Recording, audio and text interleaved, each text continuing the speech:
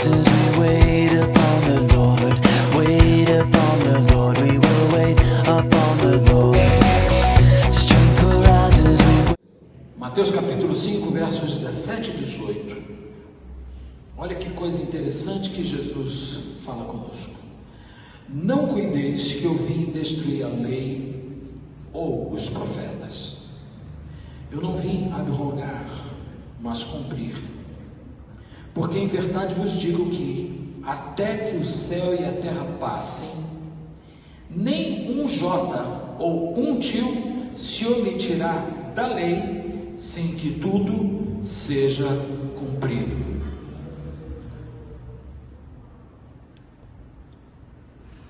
Até que o céu e a terra passem. Já passou a terra? Já passou o céu?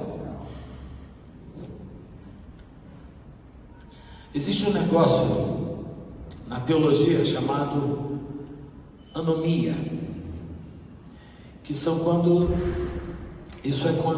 duas percepções aparentemente se contradizem. Duas verdades se polarizam. Então, isso é chamado de anomia na teologia, ou anomismo. Preste atenção, Jesus está dizendo que até que o céu e a terra passem, a lei não acabou. Mas nós vivemos numa realidade, como igreja, onde o pensamento teológico leva a gente para o seguinte caminho. Teve a dispensação da lei, e depois de Cristo veio o quê? A graça. Não é isso que a gente aprendeu? Vamos lá. Eu fiz uma pergunta para séria. Alguém, por favor, abra a Bíblia em Romanos capítulo 10, verso 4.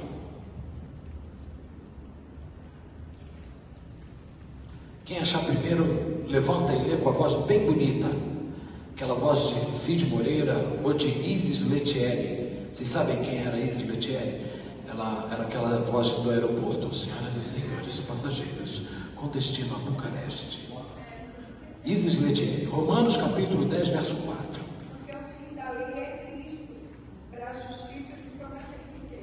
Porque o fim da lei é Cristo. A pergunta que eu quero fazer é: significa o que esse texto? Que em Cristo a lei acabou?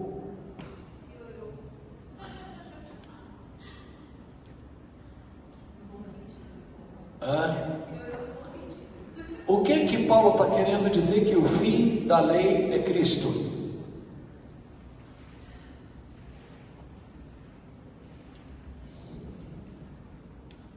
Que quando na vinda de Cristo a lei se encerra ou ela se modifica? Não sei o que Paulo está dizendo. Eu estou pedindo ajuda aos universitários. Oi? Ele cumpriu a lei, mas a pergunta que eu faço é: ela acaba? Eu entendi que ela deixa de ser uma lei porque a gente cumpre no sentido de amor, né? Não, mas ela continua sendo lei. Inclusive, o apóstolo Paulo diz em Romanos 7, que o mandamento é santo, puro e bom.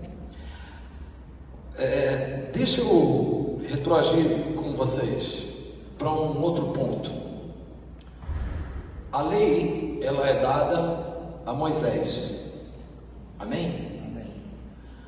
Jesus está falando que ele veio cumprir a lei e os profetas. Amém? Quando José está no Egito, na casa do Potifar, a mulher do Potifar cismou que tinha que namorar o José. E ela queria o José de qualquer jeito. E o José olhou para ela e disse assim: eu não posso pecar contra o Senhor e contra o meu patrão. Qual era a indicação que havia no senso moral do José, se a lei ainda não estava estabelecida, dizendo: não adulterarás? Oi? O que acontece? Quando Deus cria o homem, Ele põe um senso moral no homem. Amém? Nós temos um senso moral. Inclusive assim, a Márcia, minha esposa, ela fez até o 7º período de Direito.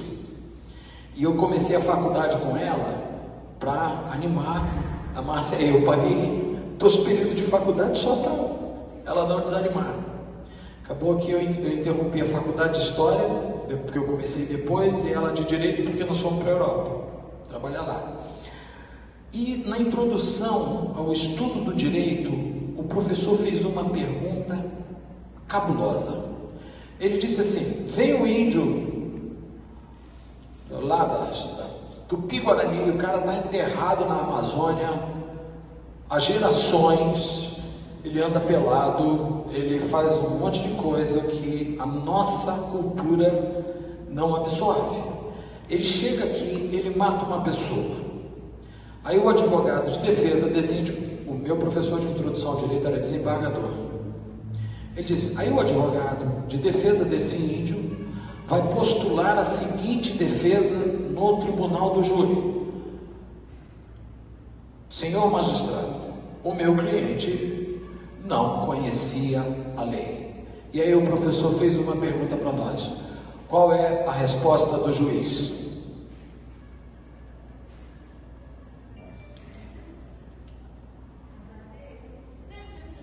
Ele não pode negar que não conhece a lei.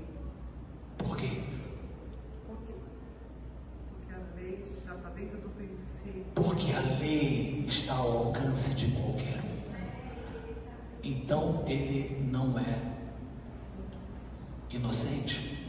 O juiz vai olhar e vai falar assim: problema dele. A lei está aqui. Quando a gente olha para a lei pela perspectiva que ela é proposta nas Escrituras, a gente não vai cair no engano dispensacionalista de achar que lei é uma coisa, graça é outra. Que algumas coisas da lei a gente mantém e outras a gente revoga. Sabia? E esse é um grande equívoco teológico que muita gente, inclusive os pregadores da supergraça, que eles olham para a lei e dizem: o fim da lei é Cristo. O Paulo não está dizendo que a lei acabou em Cristo. Ele está dizendo que o objetivo da lei era apontar para Jesus. Então, a palavra fim da lei pode ser substituída no original grego, porque o objetivo da lei é Cristo. Na minha versão está a finalidade da lei é Cristo. A finalidade, mas não está falando, a finalidade ela não propõe final, ela está apontando um caminho, amém? E a nossa visão nos dias de hoje é que nós estamos numa outra dispensação, e até quem diga que, e foi interessante domingo aqui quando o apóstolo Ades falou sobre dízimo, tem gente que diz que dízimo não é para esse tempo, porque nós estamos na graça. Eu gosto de pensar que na lei era 10%, na graça é tudo. Então o que você prefere? Que Deus te dê os 90% que está consignado na lei, ou que Ele fique com os 100% que está estabelecido na graça?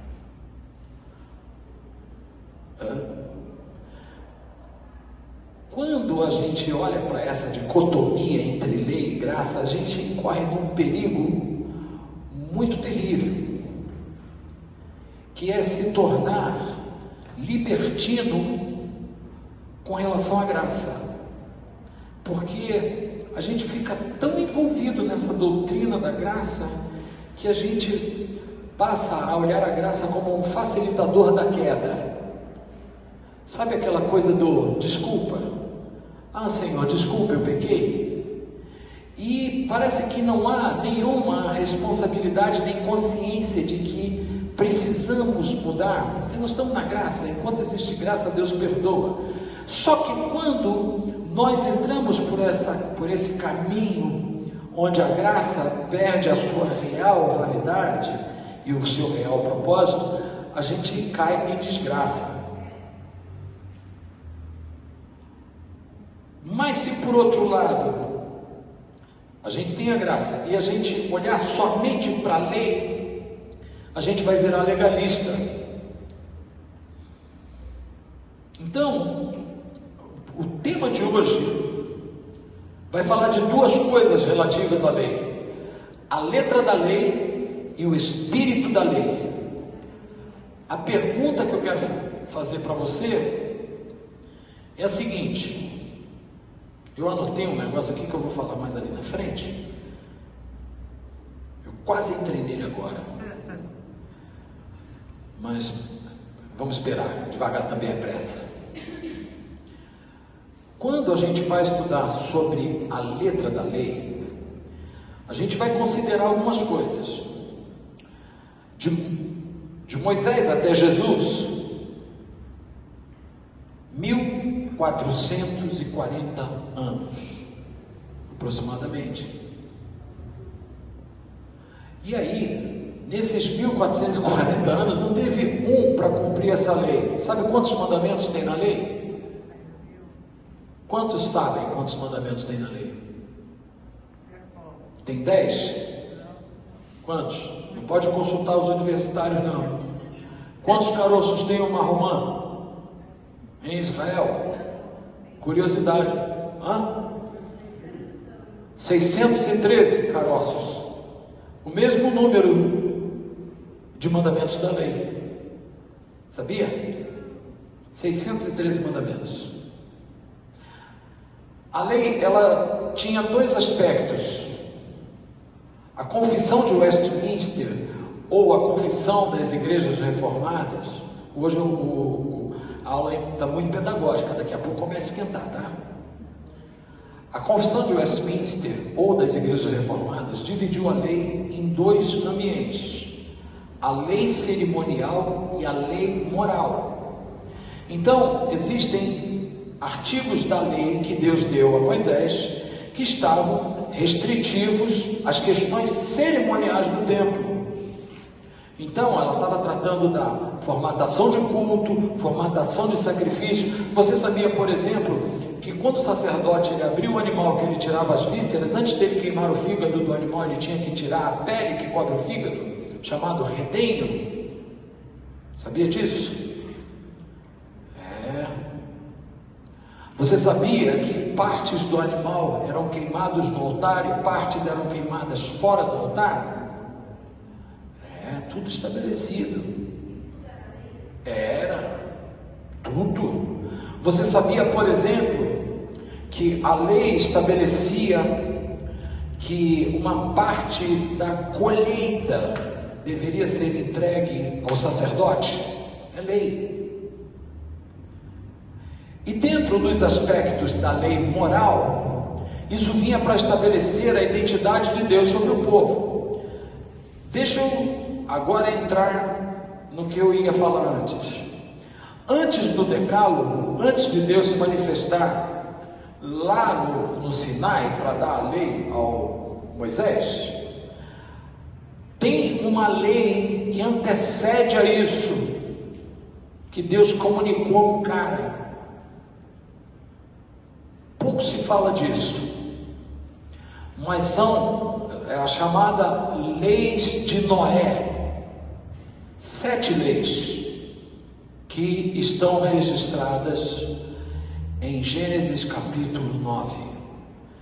Nesse texto você encontra explicitamente dessas 7, 4 leis declaradas certinho, entendeu?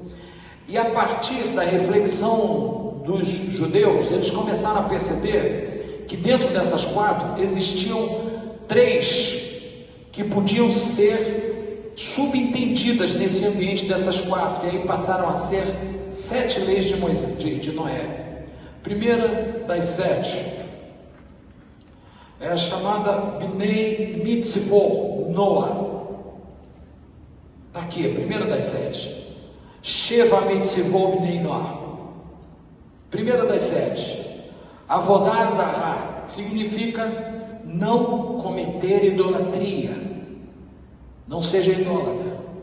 Segunda lei era a Barkar Hashem, que significava não blasfemar. A terceira lei, Shefirah Damim, que significava não assassinar. A quarta lei, Gezer, que significava não roubar. A quinta, Gimit Ahayot, que significa não cometer imoralidade sexual. A sexta, Ever Min Hahai, não maltratar os animais. A sétima, Dinim, que significa estabelecer sistemas e leis de honestidade e justiça. Se você pegar o capítulo 9 de Gênesis, você encontra essas leis estabelecidas lá. Então, eu acredito que esse senso moral que Deus coloca no homem no Éden, ele ativa pela palavra, ele rememoriza, quando ele traz para o homem essa reflexão: olha, você não pode matar o seu próximo, você não pode ser idólatra, você tem que ter leis justas, você não pode maltratar os animais, ou seja, você não pode comer carne sufocada no sangue. Sabia que isso era a lei de Bnei Noah? E os judeus acreditam, isso faz parte da tradição judaica, que essas leis foram dadas para a humanidade inteira, enquanto a Torá foi dada para os judeus. Porque essas leis são dadas no período em que a terra está sendo de novo. Então, quando a gente começa a olhar a lei, a gente não vai poder imaginar que ela existe a partir do Sinai. Porque lei é ordenamento, concorda comigo? Você está aqui no Éden, você pode comer de tudo daqui para lá, mas daqui para cá, essa aqui você não toca. Isso é lei. Sim ou não? Então, a gente corre um risco muito grande quando a gente divide a realidade do reino por esse tipo de dispensação. Porque quando Jesus vai falar da lei, ele pronuncia os mandamentos. E é interessante que quando ele vai conversar com o jovem rico, Jesus está no lugar, o jovem chegou: bom mestre, tudo legal? Queria trocar uma ideia contigo. O que eu faço para herdar a vida eterna? Aí Jesus olhou para ele e disse assim: conhece os mandamentos? Não adulterarás, não matarás, não isso, não aquilo. A pergunta que eu quero fazer para vocês: de que lei Jesus estava falando? Dos mandamentos morais ou dos cerimoniais? Dos morais, da lei moral. E aí o cara olhou e disse assim: oh, se liga, meu, pratico isso daí desde que eu era da idade do Asaf. Observe que Jesus não vai falar para ele das leis do templo, mas vai falar das leis que assemelhariam ele a Deus, porque as leis morais são dadas para levar o homem a compreender o padrão de Deus. Amém ou não?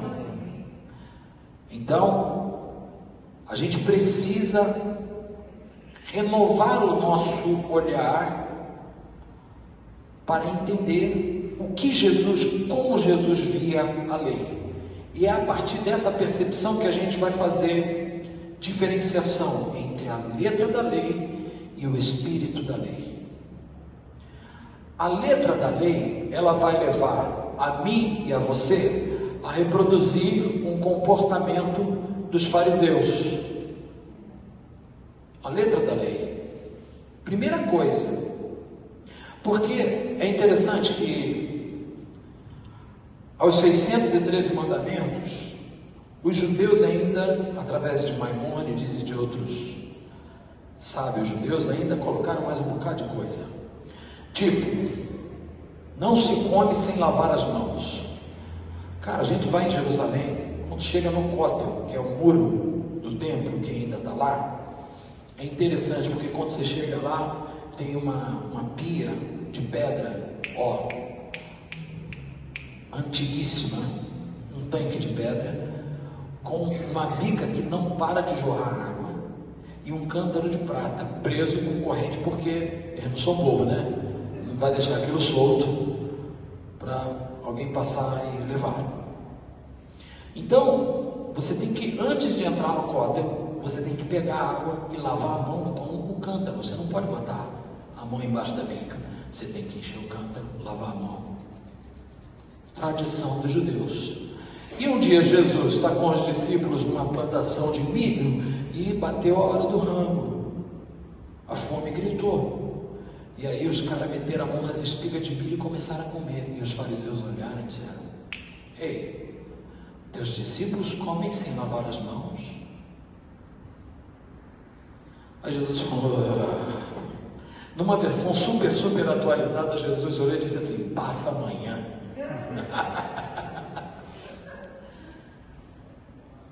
Vocês invalidam o mandamento quando vocês testificam de que os seus pais mataram os profetas, e o mandamento diz: honra teu pai e a tua mãe. Porque vocês não entendem o espírito da lei, mas vocês praticam a letra da lei. Então, a primeira coisa é que isso gera um espírito legalista. E dentro dessa compreensão legalista da lei, olha onde é que a gente pode chegar, que lugar a gente pode chegar e se tornar vítima, prisioneiro do espírito da religiosidade. Irmãos, eu fui de uma igreja quando eu era criança pequena lá em Barbacena, que tinha os congressos de mocidade. Não era congresso que chamava Jesus, confraternização de mocidade. Lembra disso? Vocês vieram de lá, né? Sabe por que eu estou falando? Confraternização de mocidade. Tema: Josué capítulo 3. Santificai-vos hoje, e o Senhor fará maravilhas no meio de vós. Aí o garoto, cheio de hormônio, a menina cheia de hormônio, na semana da conferência, não passava nem perto um do outro, porque amanhã o Senhor fará maravilha, e eu preciso me santificar. Diga comigo, legalismo. Por quê? Nesse período onde a lei era o único instrumento que havia para dirigir o povo, tudo era muito do olho para fora. Para eles saberem que Deus estava no lugar, tinha que haver uma manifestação em cima do tabernáculo. Alô? Tinha que ter uma coluna de fogo. O culto, ele era para fora. O cara pecava o ano todo e resolvia a questão com um sacrifício. O escritor da carta aos Hebreus, ele diz que a lei é a sombra dos bens futuros. Então presta atenção. Qual é a nossa concepção de sombra? Eu posso dizer que a sombra é uma realidade perfeita? Não, porque dependendo do ponto de incidência da luz, a sombra muda. Eu posso ficar magro, posso ficar mais alto, não é? Eu posso ficar do tamanho dessa... Se você botar um foco de luz daqui para cá, eu fico do tamanho dessa parede. Inclusive tem um mito na filosofia chamado mito da caverna de Platão, que trata exatamente dessa história de sombra. Aí, o que acontecia na sombra? O que acontecia na lei?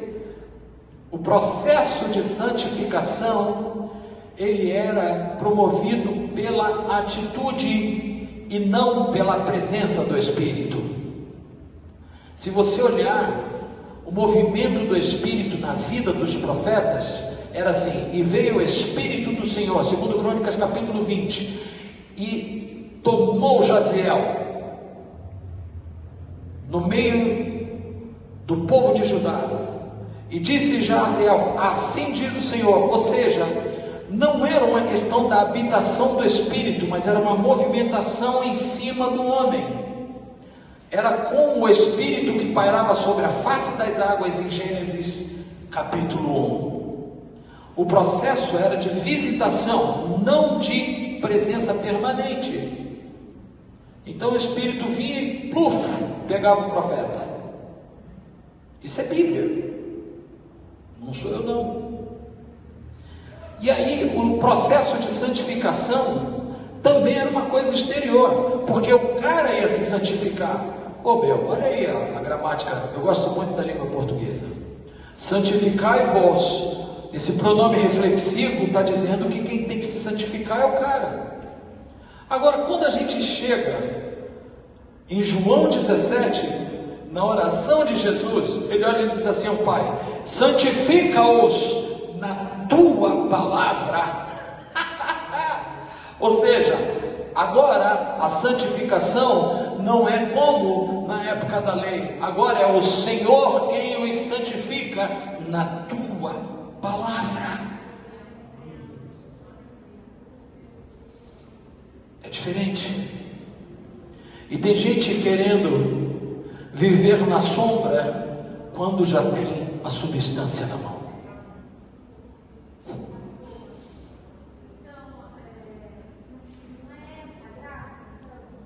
Calma. Tá? Primeira coisa, a letra da lei torna a gente legalista. A letra da lei dizia o seguinte: foi pego em adultério, apedreja. Só que aconteceu um negócio. Numa sociedade patriarcal, o homem não era pego em adultério, era a mulher.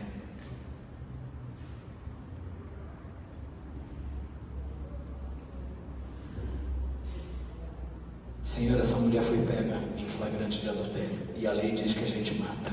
Segunda coisa que a letra da lei faz é a gente se tornar árbitro sobre as pessoas. E o Tiago fala assim: se você julga, você não é observador da lei, você é juiz.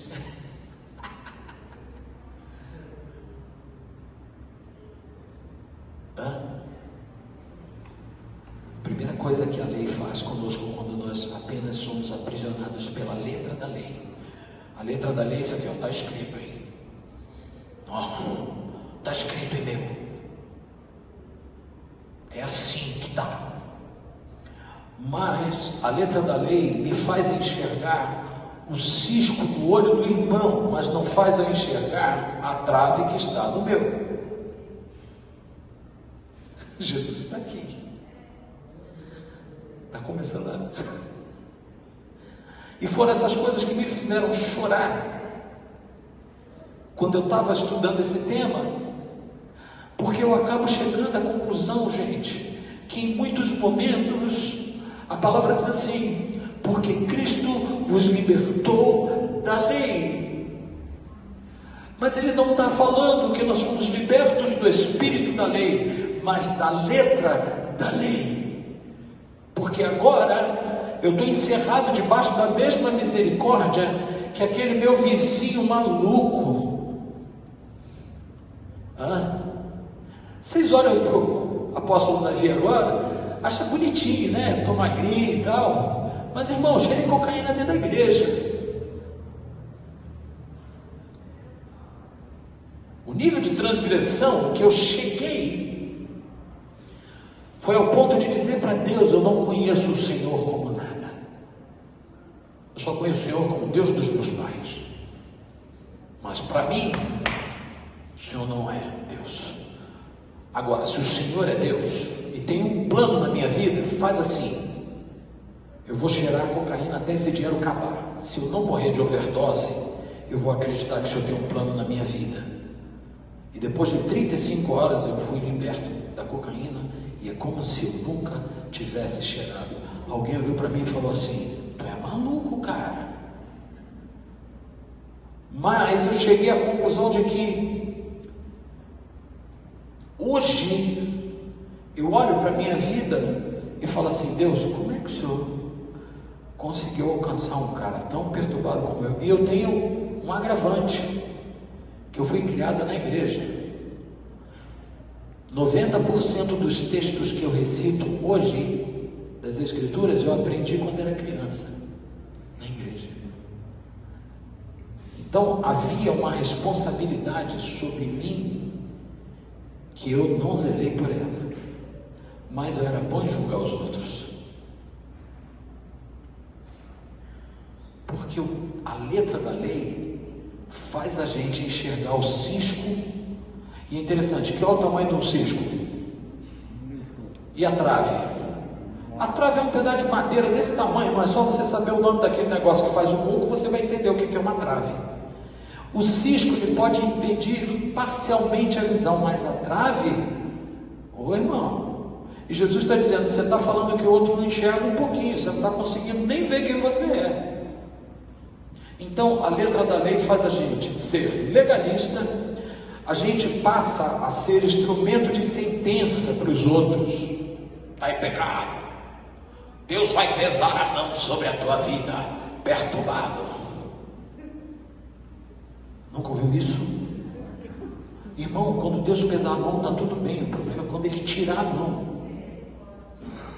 Então deixa Ele pesar, porque minha mãe dizia que patada de galinha não mata pinto. Posso ouvir um aleluia com esse versículo? Diga glória a Deus. Porque não tem essa de eu pegar o texto bíblico, apontar para você e falar, receba, pá, morra, miséria.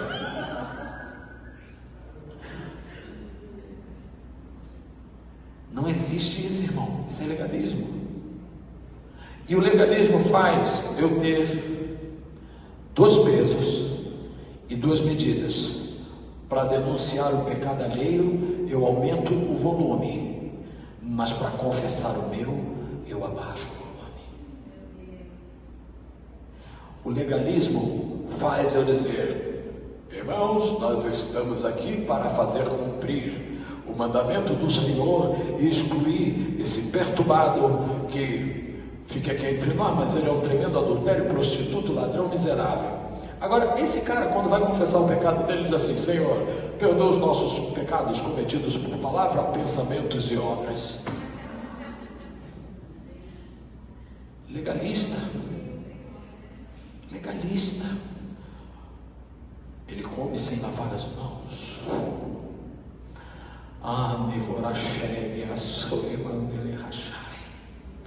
Que o Senhor nos livre disso. Que o Senhor nos livre do aprisionamento da letra da lei. Por quê? Eu me torno legalista, eu viro instrumento de sentença e a minha santificação ela é independente da ação da graça. Porque eu jejuo, eu oro, eu subo um monte de joelho e eu planto bananeira na subida e venho descendo descosta para que o meu sacrifício seja aceito.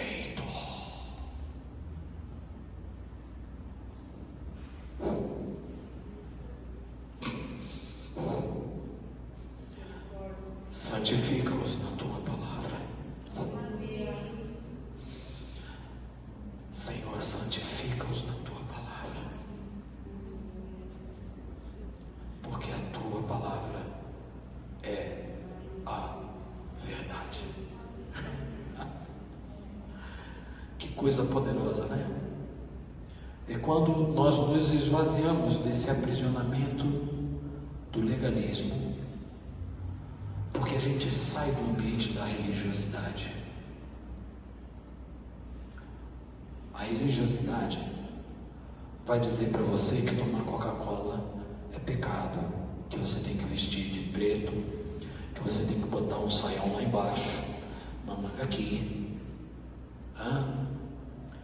Eu me lembro que uma vez eu estava viajando com o Sérgio Lopes pelo Nordeste. Nós ficamos 30 e poucos dias viajando, fazendo uma turnê. Quem conhece a cidade de Petrolina? Conhece Petrolina? Na margem do São Francisco, irmão. Aliás, o melhor peixe que eu comi na minha vida foi lá. Eu comi um peixe que era com acerola e molho de melão. Negócio absurdo.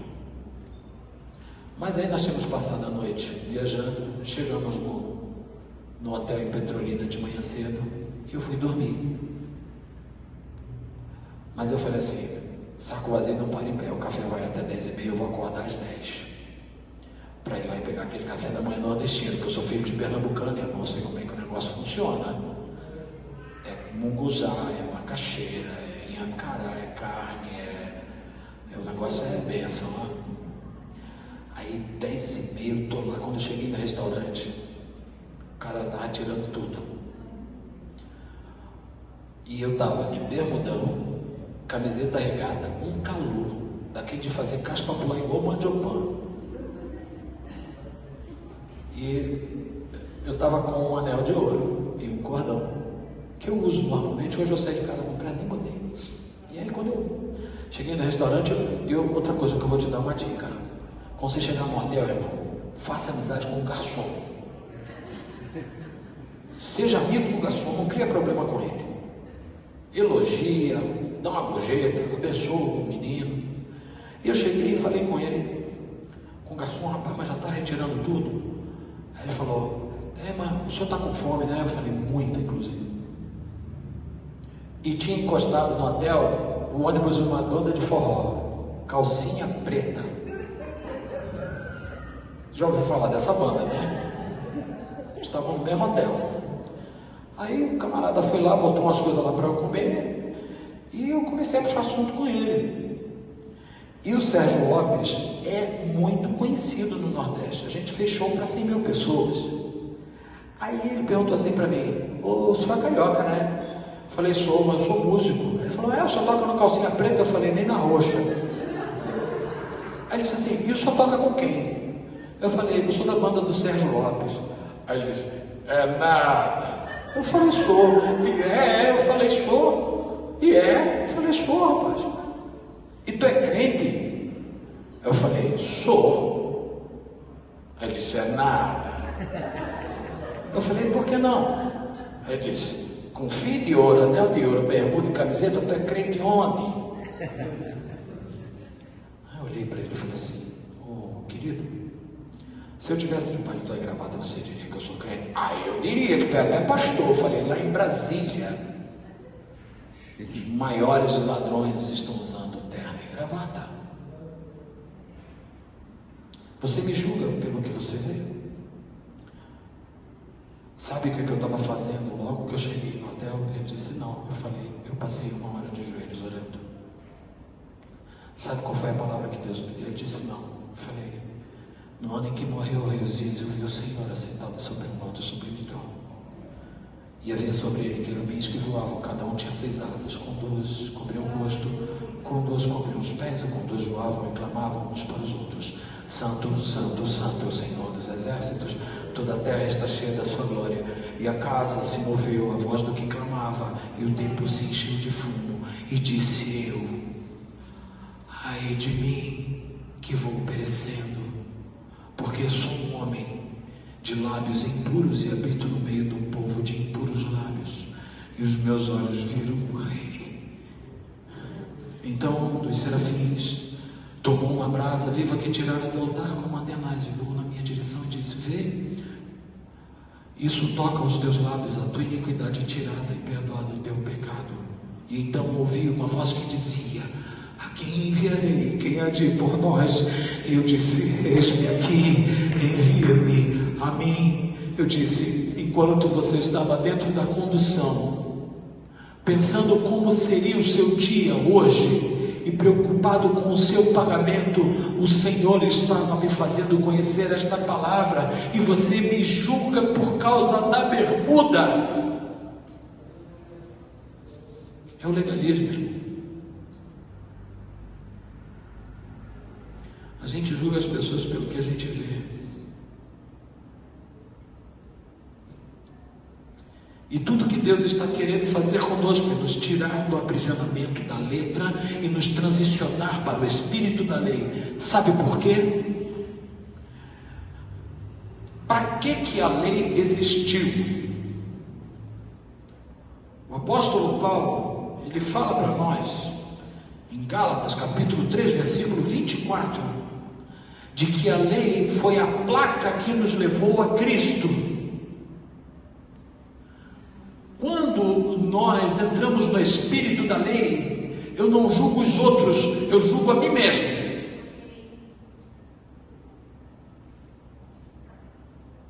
No espírito da lei, eu viro o espelho para mim. Eu não elimino a lei, eu uso ela para confrontar o meu pecado, porque esse é um dos propósitos da lei. Paulo diz que enquanto não havia lei, ele não tinha consciência de pecado, mas vindo o mandamento, eu morri. Por quê? Porque o salário do pecado é a Romanos 3:23.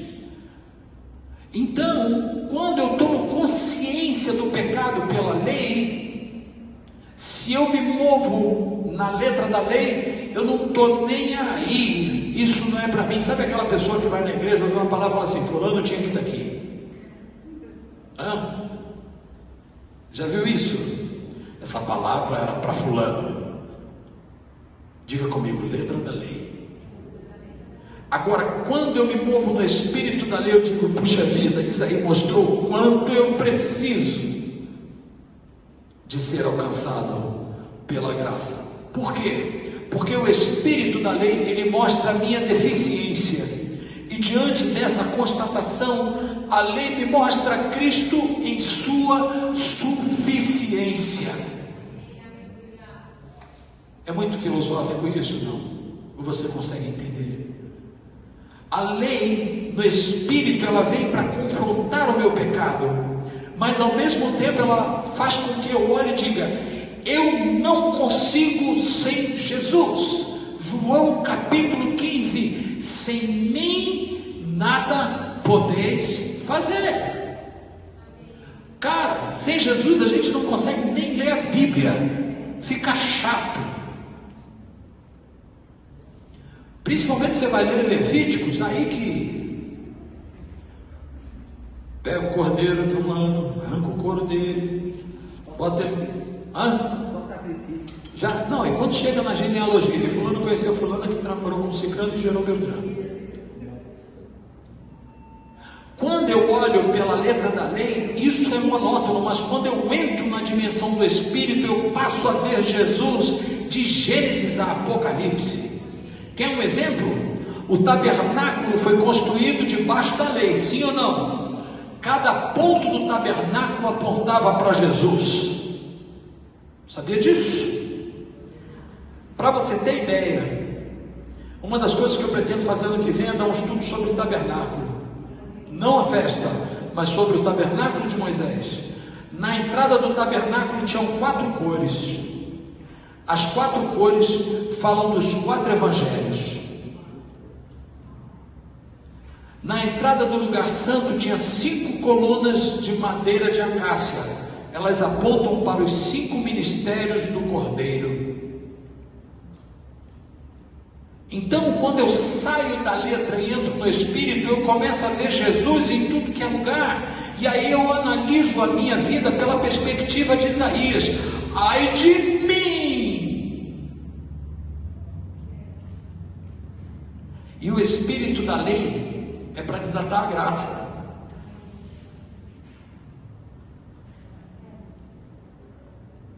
E aí é interessante porque agora a gente vai entender o que Paulo dizia, que eu já não estou vivendo para servir a Deus pela letra da lei. Eu quero abrir um parêntese para falar um negócio para vocês que aparentemente não teria nada a ver com o que a gente está estudando. Eu fiquei muito tempo, como eu sou músico e amo ser um adorador, eu fiquei muito tempo achando que música era adoração, sabe? Eu achava isso. Eu fui criado em igrejas que depois da adoração o pastor falava assim: agora chegou o momento mais importante do culto. Quantos viveram isso? Você não viveu isso não, né, Fátima? Você também não, né? Ixi, você viveu? Chegamos ao momento mais importante deste culto. Você vê isso, minha filha? Você passou por isso. Qual era o momento mais importante? Era a palavra. E aí o pregador começava: nós vamos pregar a gloriosa, a penetrante, a poderosa, a inoxidável palavra de Deus. E por aí vai. E eu lia João 4, conversa de Jesus com a mulher do poço de Sicar, e eu ficava atordoado com aquilo, porque chegava num determinado lugar, Jesus disse para a mulher, ela faz uma pergunta para Jesus: vocês judeus dizem que vocês adoram em Jerusalém, nós adoramos aqui em Samaria, onde é que é o lugar? Aí Jesus falou assim: em verdade, te digo que o Pai procura adoradores que o adorem em espírito e em verdade. Esse texto me travou. Eu falei: peraí, tem alguma coisa aqui de errado, porque como é que esse negócio de Deus procura? Ele não sabe onde está. Deus não é onisciente para saber onde é que está. Deus, me explica isso. Sabe quanto tempo parado nisso? 15 anos. Só 15 anos. Eu não pregava nesse texto, porque eu não encontrava uma resposta para isso. Eu dizia: Deus, tem alguma coisa errada? Por favor, elucida esse negócio. Eu comecei a ler esse texto para pregar em 2003, eu não consegui fazer isso. Foi em 2018 que eu estava na Suíça, quando Deus falou comigo sobre o Ministério Frequência do Reino, que Ele disse para mim o que era isso. Eu falei: Senhor, me explica, o Senhor não sabe onde está os adoradores? Aí Ele disse: sim. Como é que o Senhor procura? Ele disse: não é que eu esteja procurando, eu estou voltando os meus olhos para onde eles estão. Eu falei: então tá, me diz onde eles estão, porque a mulher está perguntando se é em Jerusalém ou se é em Samaria. O Senhor falou: não é isso. Eu falei: então aonde é? Aí ele disse assim: vai em Filipenses capítulo 3. Irmão, eu ouvi isso, o Espírito Santo me deu o endereço, e eu fui. E aí Paulo começa a escrever: cuidado com os maus obreiros, cuidado com os da circuncisão, porque os da incircuncisão, os da circuncisão somos nós, que servimos a Deus em espírito e em verdade. Eu falei: opa, porque se alguém pode gloriar-se, eu muito mais, diz Paulo. Hebreu de hebreus, circuncidado no 8º dia, da tribo de Benjamim, hebreu de hebreus, segundo a lei, fui fariseu, segundo o zelo que há na lei, irrepreensível. Eu falei: foi aqui, Deus, que o Roberto Carlos encontrou respaldo para compor aquela música. Esse cara sou eu. Aí quando chega no versículo 9, Paulo diz assim: mas o que para mim era lucro, todas essas coisas, eu as reputei como cocô. Não, na tradução super atualizada é cocô, lá é esterco. Eu reputei isso como esterco, a fim de ganhar o conhecimento de Cristo e ser achado nele. Aí eu caí. Eu falei: significa que o senhor está olhando para o filho para encontrar o adorador? Aí ele é. Isso é sair da ambiência, da letra da lei e entrar na dimensão da graça, que gera uma dependência de Cristo para fazer qualquer coisa, inclusive adorar. Você não vai conseguir fazer nada fora dele. A graça vai levar a gente para esse lugar de total dependência. Já que na lei os processos eram exteriores, na graça eles são interiorizados e são aprofundados. Quando Jesus traz o espírito da lei, ele faz referência a uma situação muito interessante. Ele diz assim: ouvistes o que vos disse os antigos? Não adulterarás. Porém, eu vos digo que qualquer que olhar para uma mulher com intenção impura no seu coração já cometeu adultério. Então presta atenção, se na lei o cara foi pego em adultério, morre na graça, ele já morreu só de pensar.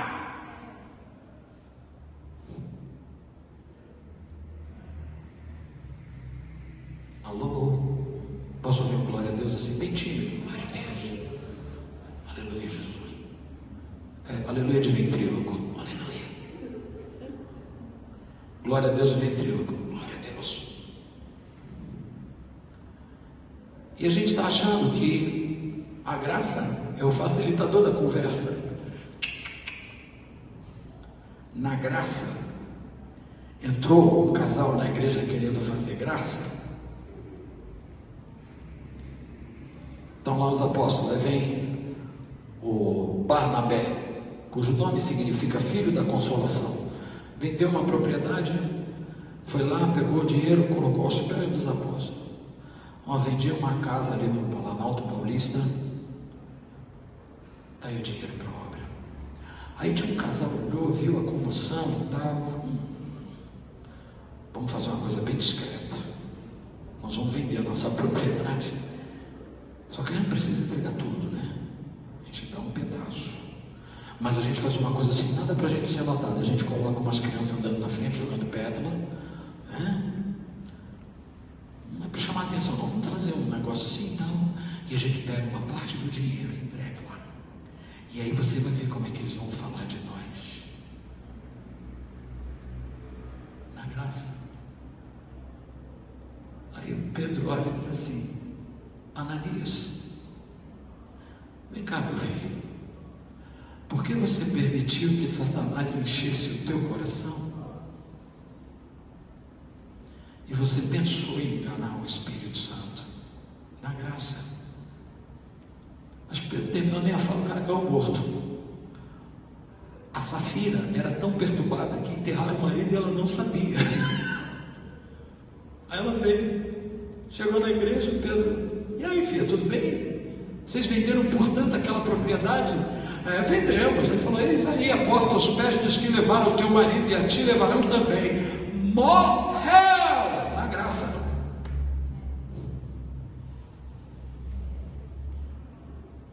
Na graça, irmão. E aí eu passo a perceber que a quem muito é dado, muito também será cobrado. Olha o que está escrito na graça: sede santos, porque eu sou santo. Isso estava na lei e é repetido na graça. Qual é a diferença agora? Será que Deus pode pedir de nós alguma coisa que não seja possível? Tu acha que Deus está tomando Exordil, Adalate? Tem um anjo para botar um remedinho na boca dele porque ele está ficando meio zureta? Barba branca no trono, tremendo, delírio os tremes. Está balançando mais que bacia em mão de cego. Você acha mesmo que Deus é isso? A Bíblia diz que ele abriu a boca e disse: haja luz, seja luz, e saiu fogo a 300.000 quilômetros por segundo. Porque essa é a velocidade da luz, esse é o Deus que nós servimos. Então você acha que ele está dependendo de alguém para tomar um remédio para pressão? E você acha que ele está tão zureta que ele ia pedir a você que fôssemos santos? Alguma coisa que você vai dizer assim: impossível. Não é. Me pergunte por quê. 2 Coríntios capítulo 4, verso 8. Temos, porém, esse tesouro em vasos de barro, para que a excelência do poder seja dele. Deus depositou em nós o seu Espírito, por isso que ele demanda de nós um tamanho nível de santidade, porque ele nos capacitou para tal. Sabia? É por isso. E na graça, quando a gente olha por essa janela do Espírito da lei para entender a graça com responsabilidade, a gente vai entrar por uma vereda de dependência de Cristo, para a gente andar nele da mesma maneira que nós o recebemos. Como nós recebemos a Cristo? Pelas obras da lei ou pela graça, pela fé e a graça? Efésios 2:8, pela graça sois salvos por meio da fé. Então, depois o Paulo diz assim: assim como recebestes a Cristo, diga pela fé e pela graça. Aí o Paulo completa: andai nele. E ele ainda diz mais, que Deus preparou um caminho de boas obras para que de antemão andássemos nela. Antes da gente falar qualquer coisa, o caminho da santidade já estava pronto. A única coisa que a gente precisa entender é que agora na graça, a nossa dependência para a obediência à lei está nele. Então a gente vai olhar e falar: Jesus, a lei na letra, se eu errasse, eu tomava pau. Na graça, se eu não cumpro esse mandamento, tem duas coisas que eu vou considerar: que Jesus já cumpriu essa lei no meu lugar, e isso me justifica, e isso me abre a janela de ser perdoado. O grande detalhe é que nós não podemos usar da graça para brincar com a lei. Não brinca. Cai hoje, levanta, cai amanhã, mesma coisa. Nós não podemos fazer isso. Então, eu quero encerrar essa aula com a declaração que o apóstolo Paulo traz na epístola aos Romanos, capítulo 7. Olha o que ele fala: mas agora temos sido libertos da lei, tendo morrido para aquilo em que estávamos presos. Diga: a letra da lei. Para que sirvamos em novidade de espírito e não na velhice da letra.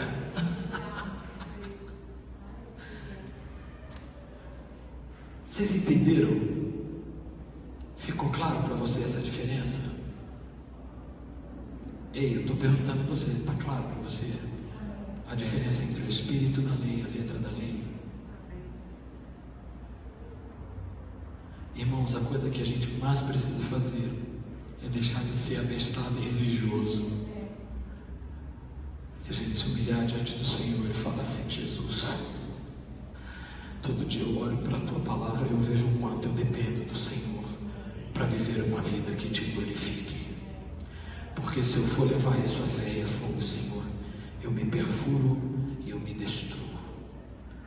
Porque é na tua graça, é no teu amor que eu sou santificado. É porque Jesus cumpriu a lei que ele se responsabiliza por mim. Você tem ideia do que é isso, pastor? Jesus se responsabilizar por você? Porque quando ele se coloca como fiel intercessor e sumo sacerdote da nossa confissão, ele está chegando diante do Pai falando: Pai, eu cumpri. Perdoa Davi, eu cumpri por ele. E aí eu fico olhando para Jesus e pensando: Senhor, foi por isso que eu chorava direto preparando essa aula, porque eu falava: Jesus, tem misericórdia de mim. Publicano, sabe? Publicano, fariseu olha e diz assim: eu jejuo, eu dou dízimo de tudo, eu prego. E o publicano nem ousa levantar o seu rosto para o céu, ele baixa a cabeça e fala: tem misericórdia de mim. Aí Jesus faz uma pergunta: qual dos dois saiu justificado? É o que se justifica pela lei, ou é o que olha e diz assim: eu não consigo, Senhor, se tu não fores comigo. Eu não consigo vencer essa fraqueza se o Senhor não for comigo. Eu não consigo avançar, eu não consigo libertação se o Senhor não for comigo. Era isso que a gente tinha para falar hoje. E a aplicação prática que a pastora Márcia eu faço o estudo, eu peço para ela fazer a aplicação prática. E você tem essas perguntas aí. No seu entendimento, por que o escritor aos Hebreus declara que a lei é sombra dos bens futuros? O que diferencia a letra da lei do espírito da lei? Qual o maior obstáculo para nos movermos no espírito da lei? O que o espírito da lei opera em nós? Qual a consequência de nos mantermos presos na letra da lei? Pensa. Responda para você. Que Deus te abençoe. Strength arises